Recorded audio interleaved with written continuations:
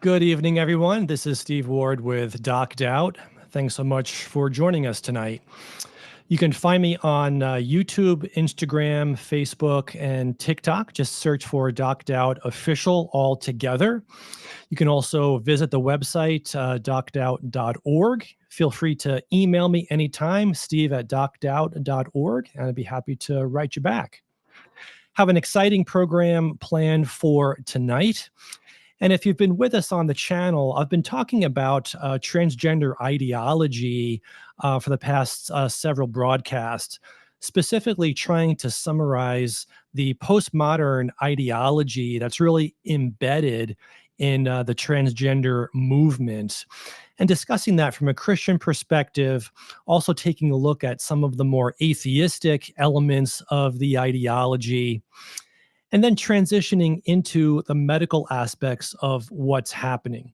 For example, the claim that puberty blockers are safe for adolescents, the use of hormone therapy, socially transitioning minors in this gender affirming care, and so forth.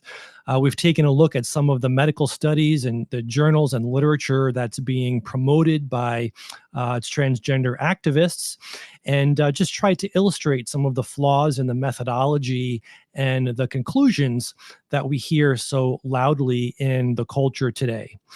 So along those lines, we have a special guest, Pastor Michael Dellaperute from Calvary Baptist Church in Little Egg Harbor, New Jersey.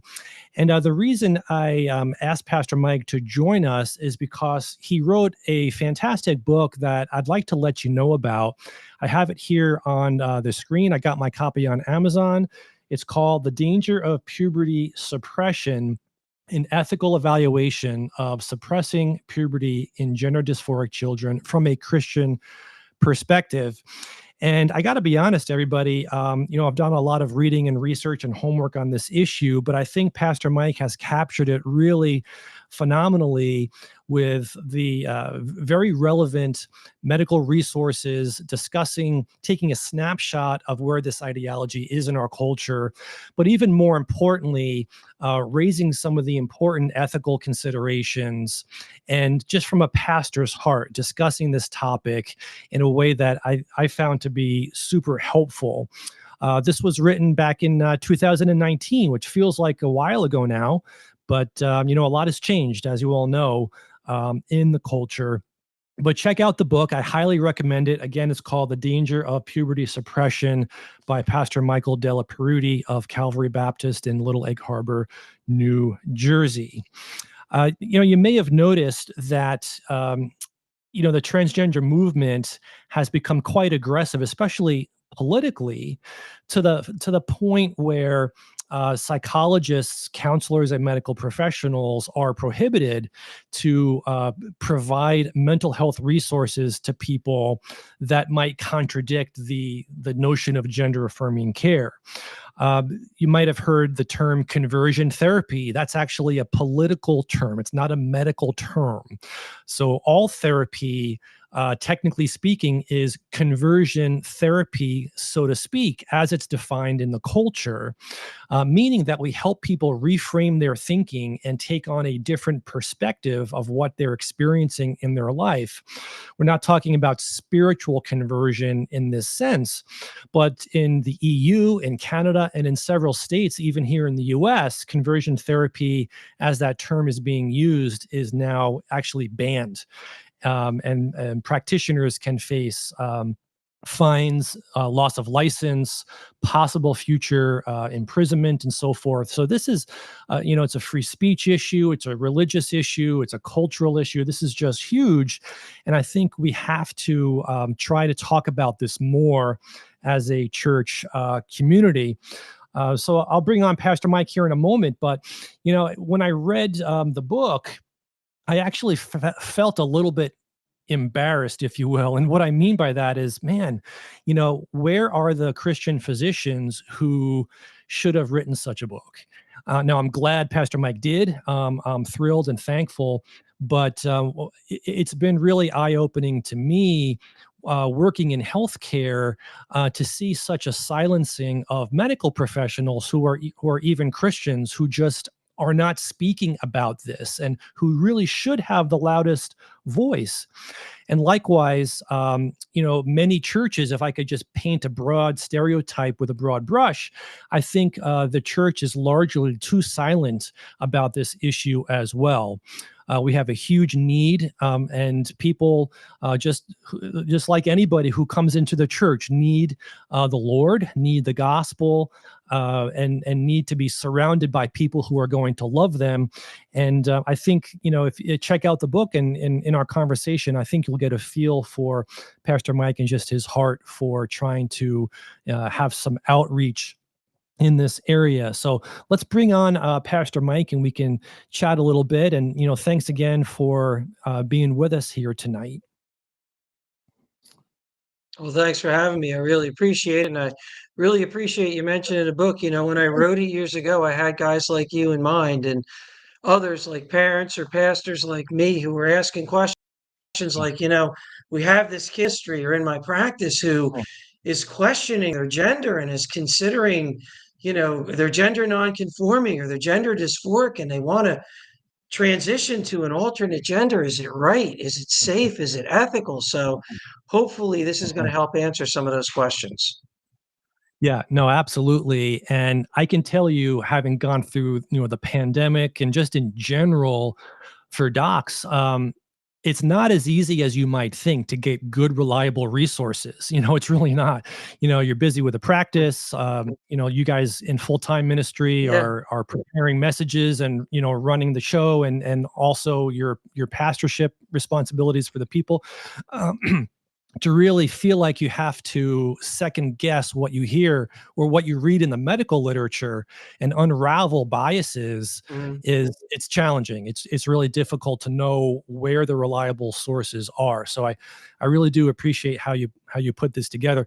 And let me throw out an idea. And for those who are listening, think about for a minute some of the contradiction or some of the paradox that's embedded in the ideology itself. So, for example, if hypothetically gender is fluid, like there is no male or female, gender is just a construct, it's fluid, you can change your gender based on your experiences or your feelings, then how is it even logically possible to transition at all from one to the other, right? Because you have to have a concept or an understanding of what a man is and what a woman is if you're going to transition from one to the other or vice versa.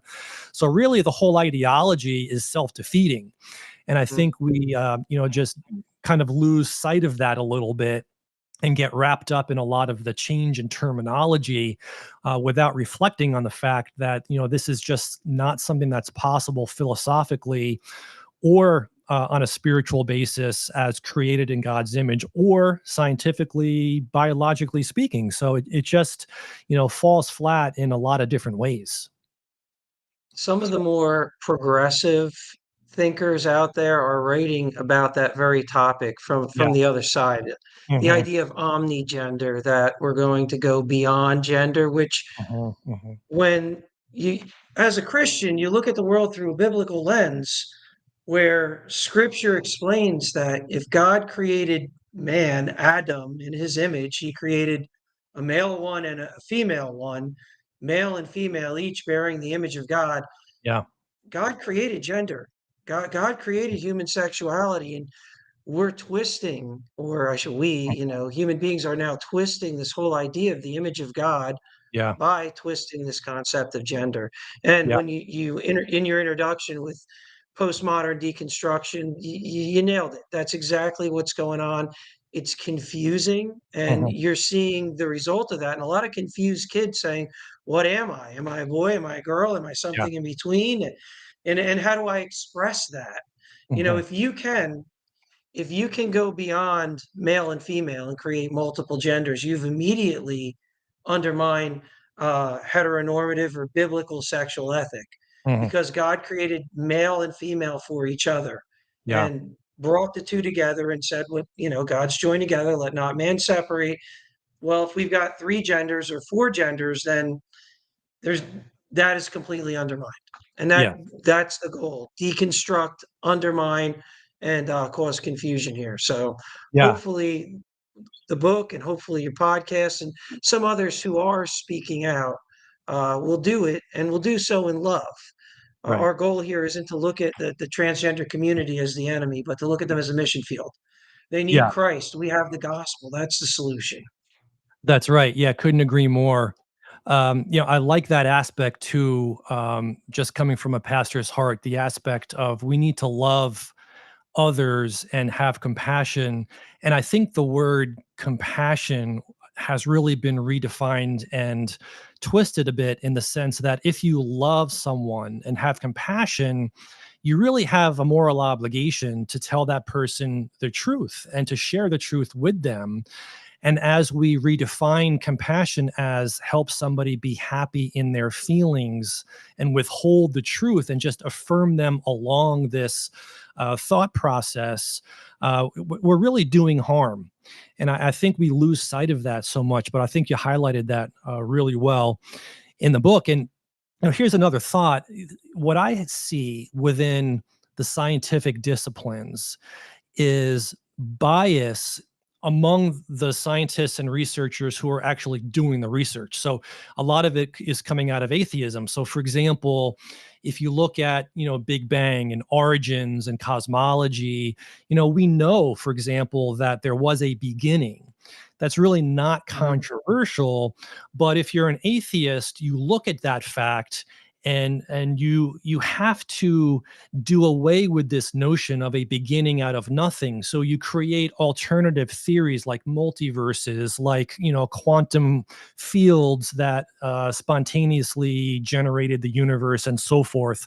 But if you think about it, those things are not nothing. Those things are actual other things. So it really defeats itself. But people try awfully hard to get God kind of out of the picture and just say, well, there is no spiritual reality. Everything is just physical. It's that naturalism. But what I've noticed in transgender ideology, it's really the same thing. The idea that your mind uh, is separate from your body, or in other words, you can psychologically in your mind be a certain gender, but your body is different, and there's this mismatch. Well, I think without realizing it, they've actually declared that the mind or the non-physical or the spiritual is different from the body. So they've really defeated naturalism without really intending to do so. They've kind of made a case for the fact that your mind is not physical. So I try to What keep. you just yeah, Yeah, go what you ahead. just described is Gnosticism, and Hmm. it's been around for a long time. And Yeah. believe it or not, Hmm. the church in the third, fourth, fifth centuries actually addressed this issue and addressed the idea of uh, hermaphrodite. That's what they called it back then. That's Hmm. considered a derogatory term today. Now it would be intersex persons, but they had this unnatural dichotomy between what is physical and what is spiritual, and the spiritual was good and the physical was bad. And Yeah. this Gnostic thought is back, Hmm. and back in the third century, Common Era AD, you had Gnostic writers describing God in Scripture as a hermaphrodite, Mm. interpreting Scripture as God created male and female in his image and likeness. So God, Hmm. they logically concluded, must be a being possessing both male and female Mm. body parts. Mhm. It's strange, Yeah. but you're seeing a revival of Yeah. that in a Yeah. lot of literature, especially Christians who are trying to extend an olive branch to this Yeah. transgender ideology and make an exception clause for as though this is part of God's natural design or order. Yeah. But Right. again, I think you're right on, and it's great that you're exposing this false Yeah. teaching.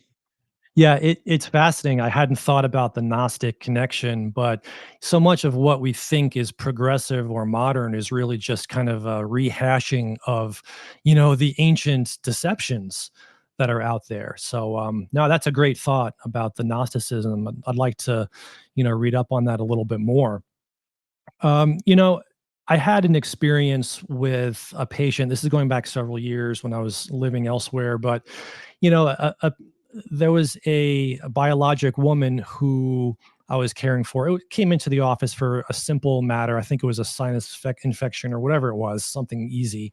And I noticed on the patient's medication list all the different things that she was on.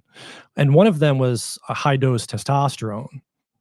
And Mm, it got me really thinking, and I'm getting into the kind of bioethics angle here. Here I am, mhm, licensed, board certified, primary care provider, hospital medicine.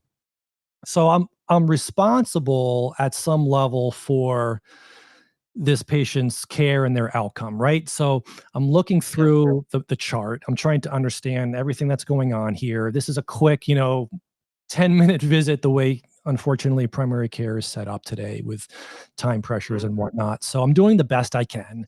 And it dawns on me like, what am I going to do? And I think there's this ethical problem where you need to do no harm, the idea of non-maleficence.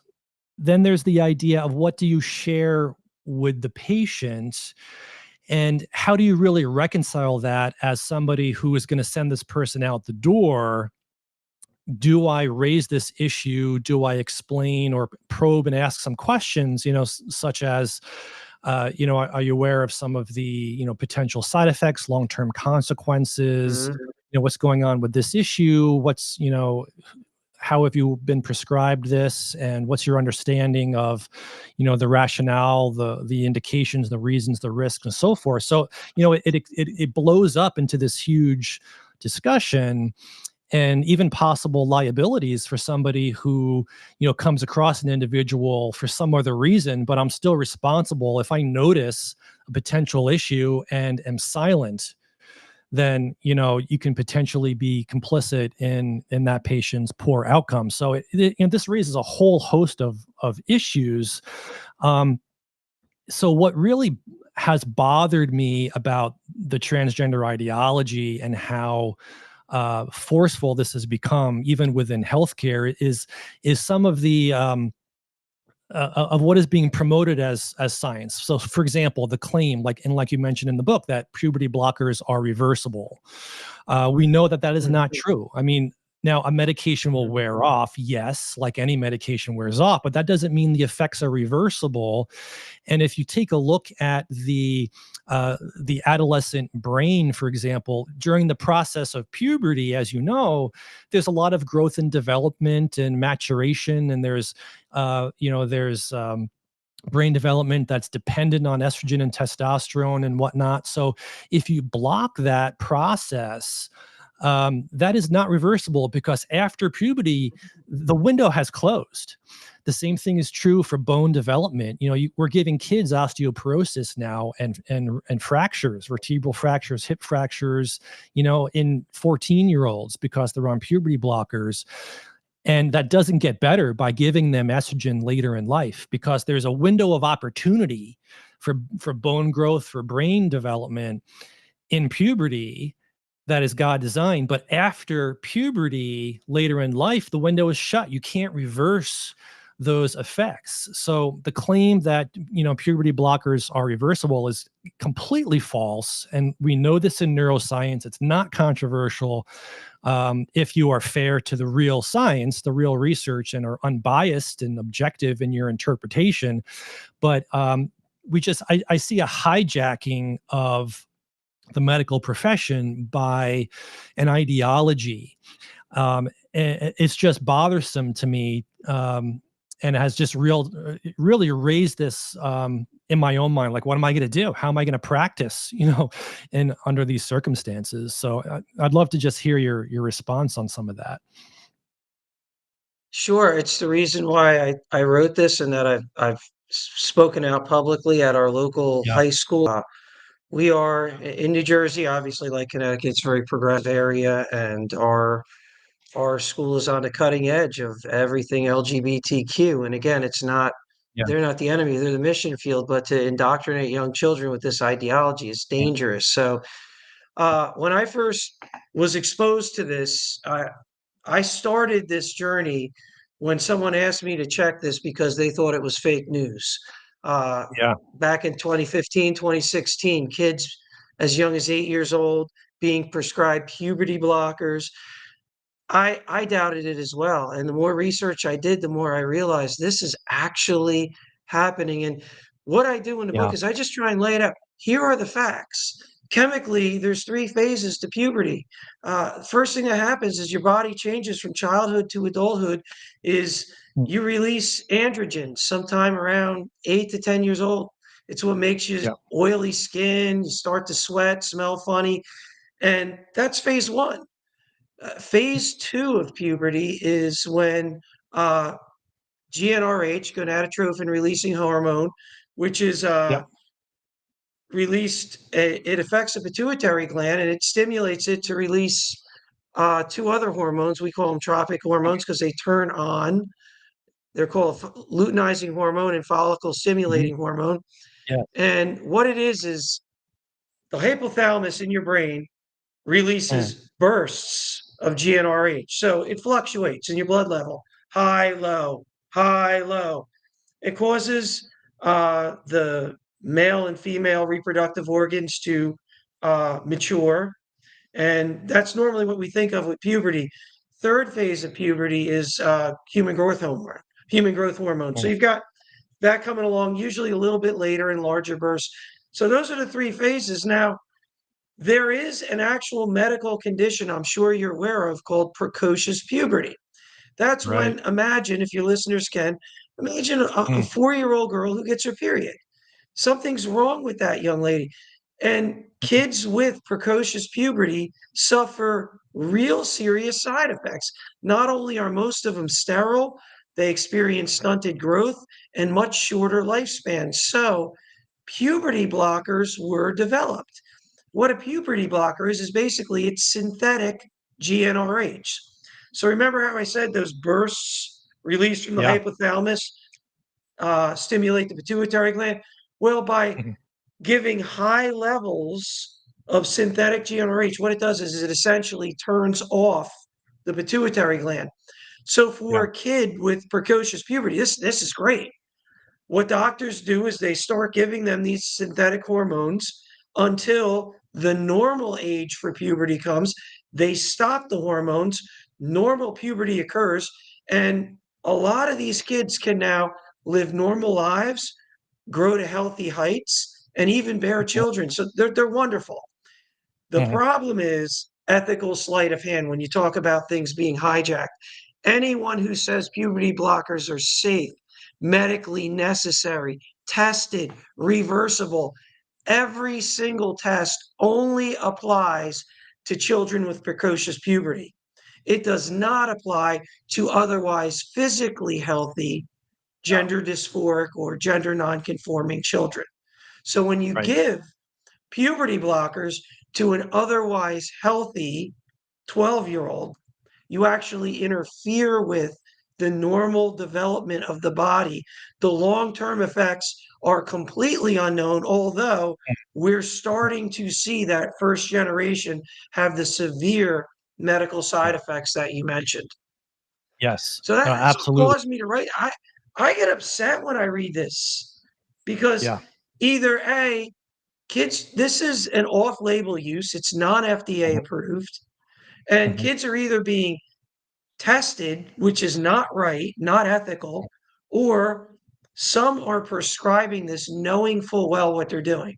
And when you say, all right, Mike, why would anyone ever do that? Because it's big money.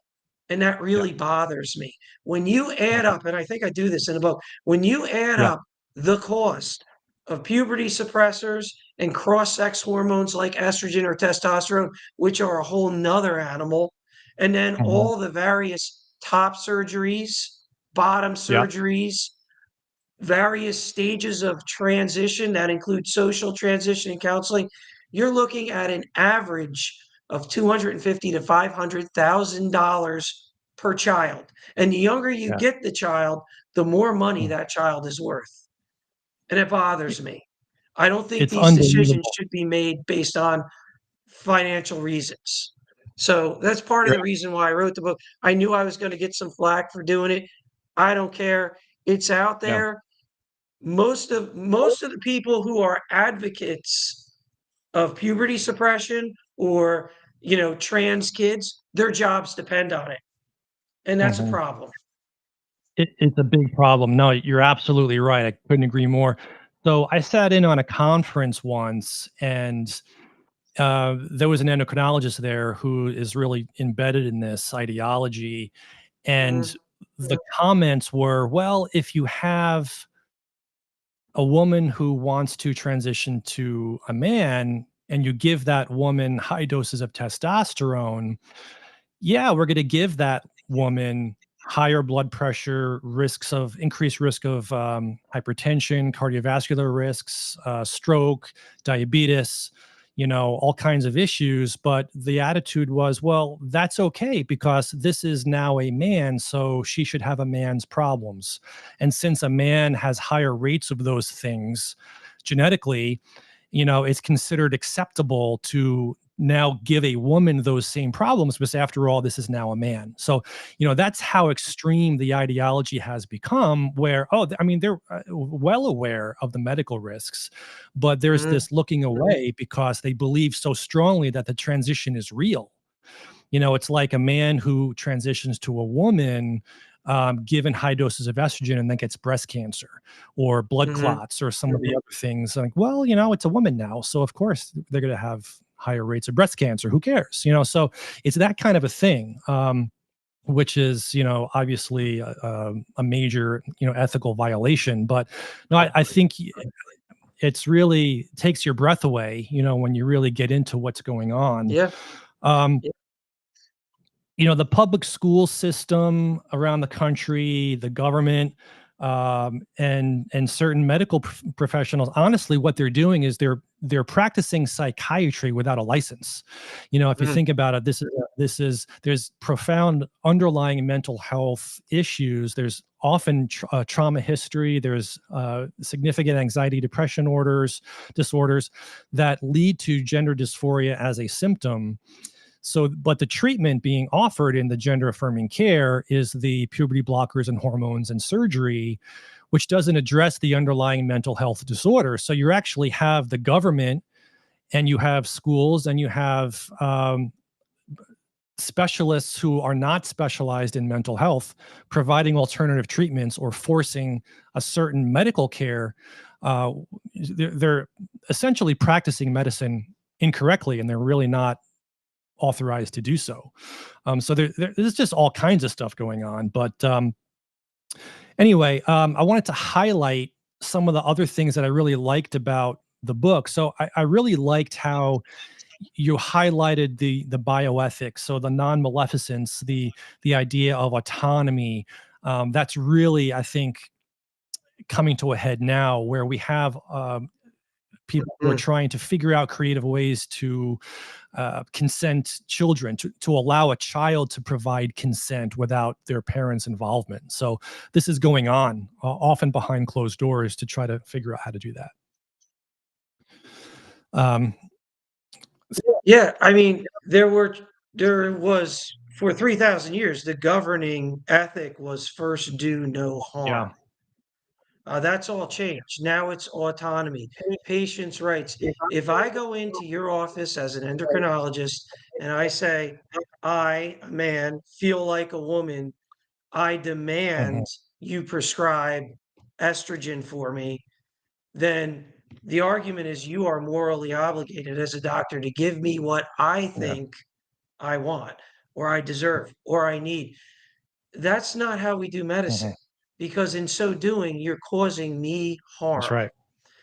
When it comes to this whole issue, one of the areas that I like to start with when I talk to somebody like that doctor, you talk to the Yeah. endocrinologist, is to find common ground.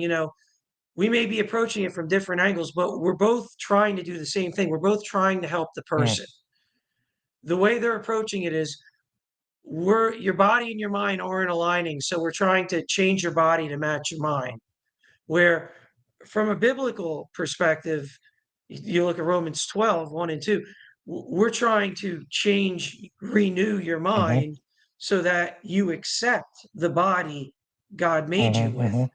A lot less invasive, a lot less painful, a lot less damaging to the long-term health. And the argument a lot of times boils down to, when you talk to folks who advocate for puberty suppressors or cross-sex hormones, they will tell you, well, if we don't do this, they'll harm themselves. If we don't do this, they'll kill Yeah. themselves. Wouldn't you rather have a living Yeah. daughter than a dead Right. son?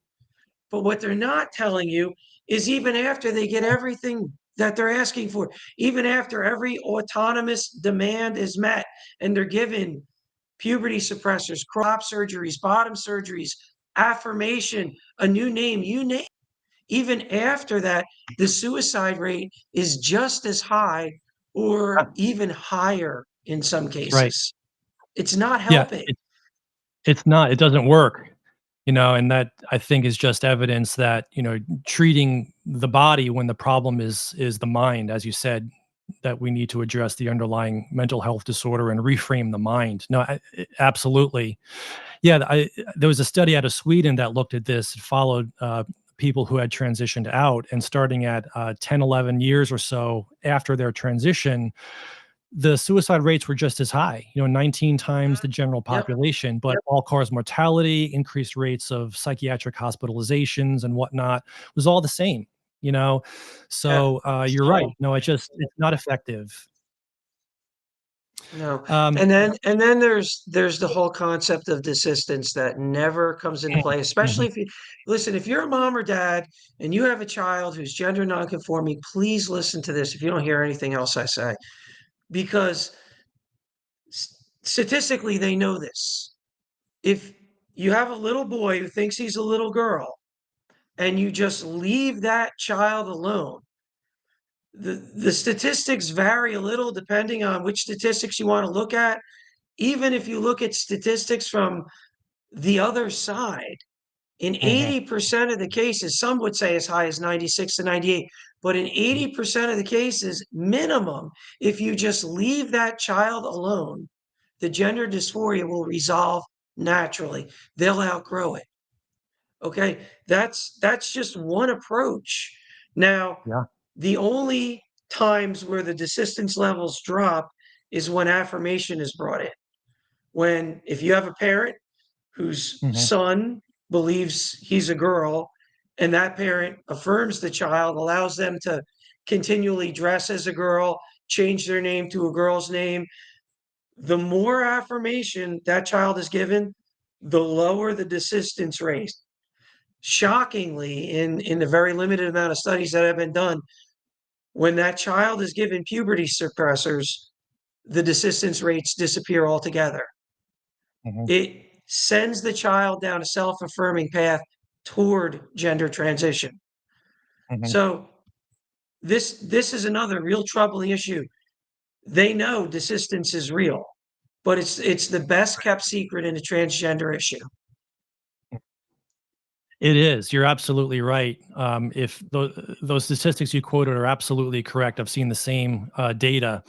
A lot of the mentality is, or what I've heard from activists is, they'll say, well, you have to look at how the surveys were done and the questions that were asked, and that Mm, really alters and lowers the desistance rates, which is, it's not true. So I've read through yeah. the research, as I'm sure you have too. But a lot of times the questions that are being asked, they're just not statistically relevant, or they're so vague, or they're just not interpretable.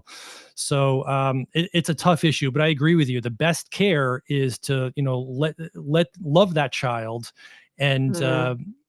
let them go through the normal process and working through this issue on their own without the medical intervention. That's absolutely, I think, the right thing to do. And you highlight that in the book too. There's a lot of stigma about being a gatekeeper, like being the quote unquote gatekeeper Yeah. is seen as a negative thing. Like, you're a bad person because you're a gatekeeper Mhm. and you're preventing me from living my life because I'm going to kill myself unless I get this gender affirming care and so forth. But turning that idea around, that no, like, we need to put the brakes on this and extend love and compassion and sharing the spiritual realities of who a person is, made in the image of God, and rolling in that element into their care, I think is absolutely paramount. But it's this maligning people who are trying to do the right thing. Well, most parents today, it's that term gatekeeper has been stigmatized, like you said, but every parent is a gatekeeper. If you're the Mm. parent of a 6-year-old, I doubt you allow that 6-year-old to stay up till 3 a.m. watching whatever they want to watch on TV. You make them turn off the TV and go to bed at a certain time. And I doubt you let them get up and have a bowl of ice cream for breakfast. And I doubt you give them you share your cigarettes with them. Those are Yeah. all gatekeeping. You don't allow your 6-year-old child to smoke. You don't allow your 6-year-old child to dictate when they're going to sleep, what they're going to watch on TV, or what they're going to eat, because it's unhealthy for your Hmm. child. But for some reason, when it comes to puberty blockers and cross-sex hormones, our culture is claiming that's wrong for you to gate. You can't tell them they can't have that if they feel this way. Yeah. And that's taking the decision making out of the hands of the parents, who I believe know best what's right for their own children. And again, that's one of the reasons why I wrote the book. Yeah, no, that I couldn't agree more. I think that's absolutely correct. Gatekeeping is part of that's a parent's job. There's no way Yeah. to avoid that.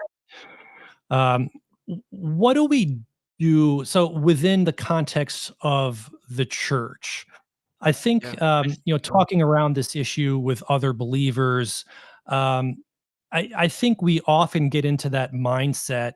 We kind of look, I don't want to say look down because it's not really, I think, correct. But often we will say something general like, "Oh, those are the liberals, or those are the progressives, Yeah. or those are those people out there, way on the left that are doing all these crazy things." And I think we have to be so careful how we reach out to others, because the end game is to get people the gospel. But I think we need to interact and know how to speak to people that are struggling with this. And I love in Hmm. the book how you really acknowledge the fact that, this is really hard stuff. I mean, doctors are confused, the politicians are confused, parents are confused, the kids are confused, teachers are in the middle and they're confused. And I think we just have to understand that we're all fallen, and we're all susceptible to a variety of different things. So we have to learn to converse in a way that Hmm. has charity and extends the olive branch to people and welcomes them into the church. But I think the progressive church, uh, m- by welcoming in, I think they mean something very different. They mean welcome Oh and yeah. affirm. But Hmm. we know that that's not helpful, and that's deceitful in its own right. But Yeah. so I guess I'm curious, from your experience pastoring, you know, give us a little bit of insight or some pearls on how we can really engage a family that comes into the church. Like how do you envision the congregation wrapping their arms around those people, things to say, things not to say? How do you help? Like can you give us a little insight on that? Yeah. Well, you first got to take an Ephesians 6 approach. Our enemy is not flesh and blood.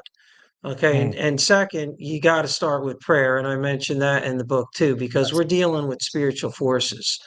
you're But right. third, uh, you got to take a First Corinthians 5 approach. If you're a born again believer who claimed Jesus Christ as Savior, and you're public about your immorality, we handle you one way.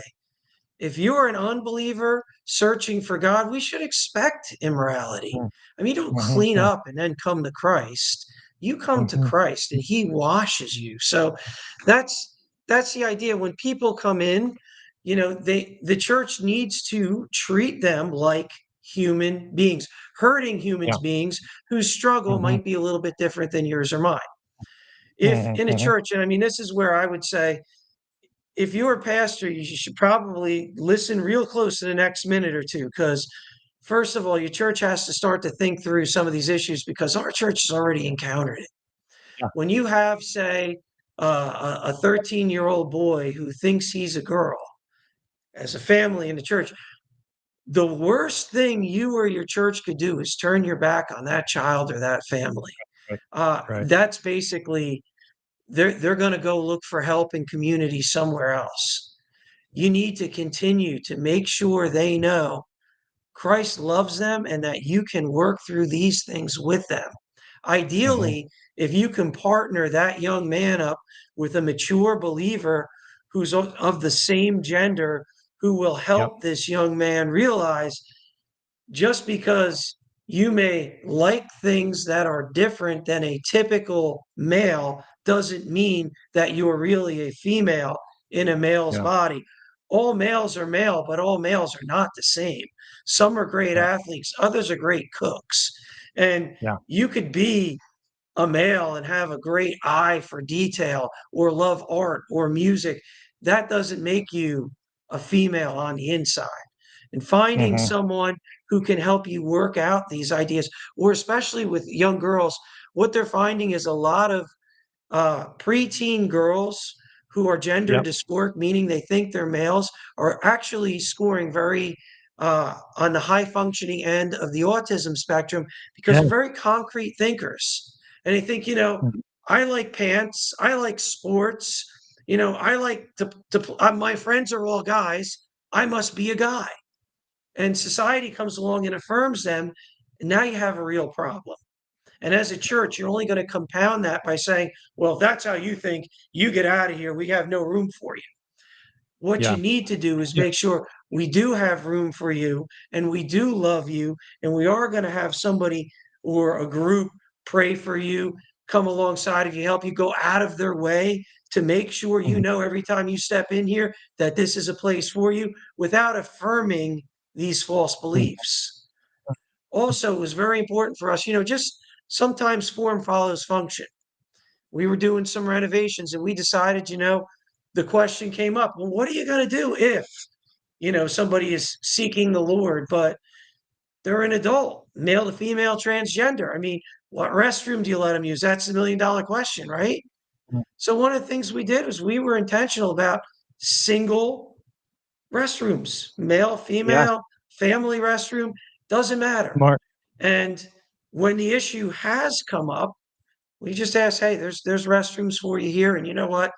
If it bothers you that we're asking you to use it, that'll be the only one I use too. But Mhm. if you do have kids running around your church, at the same time, you need to go after the one sheep, but you also need to protect the ones that you do have. So Yeah. I would advise as a church, you never let your guard down. Now more than ever, you have to be very careful. But if you have an opportunity to add a family or single stall bathroom, that's a great way to minister to this community because they know right away anybody can Yeah. use it and there's no questions asked. So there's Yeah. That's there's a a great couple point. of simple ways you can start. I like that. No, I love that. And especially how you focused on, getting people mentored and just to simply love people. I think that, the shaming factor, can really play a role in why people leave the church and go elsewhere to a more affirming type of progressive church. If they feel that they're not welcomed or they're somehow shamed out of the church. But no, I love how you put that we need to make the church, if you will, a hospital for people who are broken. And we all have brokenness, but to Yeah. show them that love and compassion and surround them. And those are some great practical tips too. I think the churches in general are just, unprepared. I think if you look at just the statistics, the numbers of young people now, 4,000% increase in the rate of adolescents claiming to be transgender. These people are eventually going to come. We're going to be Yeah. interacting with a larger and larger number of people who are struggling in this area, and I think we need to have a strategy to reach them, for the gospel. So I like the approach there of how you're trying to be proactive. When you were talking, one thing that I think would be tough is it's this cultural idea that if somebody disagrees, that means they hate me. Yeah. So Yeah. and it's just a tough egg to crack, because in conversation, it's gonna become apparent that you might not agree with a more progressive worldview. People hear that now, they filter that as hate, and it's just hard to really overcome that. I mean, have you encountered that much, or like what's been your kind of approach, or you just take kind of love as they come type of thing, and mentor along the way, and you know what I'm saying? I do, and I'm a church in a small town on the Jersey Shore in South Jersey, so it's not the New York end of things. And South Jersey is actually very conservative. So we were shocked back in 2018, 2019 when Governor Murphy, our governor, put out a mandate that LGBTQ had to be taught in Mhm. every high school. And they started a pilot program where 12 schools applied. Uh, and the idea behind it was, rather than teach it in one subject like HPE, is to incorporate it in every subject. So Yeah. math would not just be math, it would incorporate LGBTQ ideology, science, history, English, everything. There was the Garden State Equality is a LGBTQ activist group, and they actually were instrumental in writing the curriculum. And there was funding for 12 schools in New Jersey. And would you believe our small conservative town, Pinelands Regional Junior High School, was one of the 12 pilot schools. So I immediately went to a school board meeting and very as politely and respectfully as possible. Our church right now is the walkaway for our local schools. So if ever there's an active shooter or fire, all the kids Yeah. come to our church. They practice that several times a year. Their sports teams practice in our gym all the time. It's not like we stand at the door and say, "Hey, are you straight?" No, we don't check Yeah. it. We just want the kids to come. I mean, Sure. everybody's welcome here. But when it comes to indoctrinating children, that's where I'm going to make a stand. And I said it to Mhm. them like I said it to you. Listen, I'm all for classical education. And our school has stood behind this. I mean, our church has stood behind the school through some very difficult times. But I challenged them on this, and I got labeled a hater and a bigot and all these other words just for saying this is wrong. And Yeah. you should be focusing on education, not indoctrination. So at some point, to go full circle to your question, if you make a stand on this issue publicly, privately, in your practice, behind the pulpit, we're at a point in our culture where you got to count the cost. And somebody's going to Yes. label you, come after you, and right now it's just names and lawsuits, but it could get much worse. So you got to count the cost. But Mhm. it's not going to cause me to hold back from helping someone, even if Mhm. that means telling them something they don't want to hear. So a Yeah. lot of times I couch it like this, if it was a heterosexual man having an affair on his wife because in his heart he really felt drawn to another woman, that Mhm. wouldn't stop me from saying what you're doing is wrong. It's going to destroy Mhm. your marriage. It's going to destroy your family. It's going to destroy your life. And honestly, you're going to have to answer to God for this someday. It's sin. Mhm. And Mhm. Mhm. most LGBTQ individuals would agree with me on that. So Yeah. then I make the parallel. Hey, so before you transition, I just want you to know he formed you in your mother's womb. You are fearfully and wonderfully made. And the same God who made Adam and Eve, male and female, continues, according to Jesus Christ in Matthew 19, to make human beings male or female. Mhm. And to deny that is to deny God's word or deny God. And when you deny God and live contrary to his will, you're going to be miserable. You are sowing bad seed. You're going to reap bad fruit. right now you have a chance to change, to turn around and consider the alternative. A lot of times people don't want to hear that right up front, but over time, Mm. if you're there for them, especially in a crisis, Doc, and this is Mhm. your biggest opportunity because there are crises, and Yep. that's where you don't say, I told you so. That's where you put out Mhm. your hand in love and say, how can I help? I'm here for you. I'll pray for you. I don't care what you think, whatever. I don't care what's in the past. I care for you right now. And showing that love, even if you disagree with someone, sometimes that's the best way to win them over. Yeah. No, I love Speak it, the truth in and, love. it's ministry right there. You just, for all of our listeners, you just heard it right there. That's ministry from the heart of a pastor who loves on his people.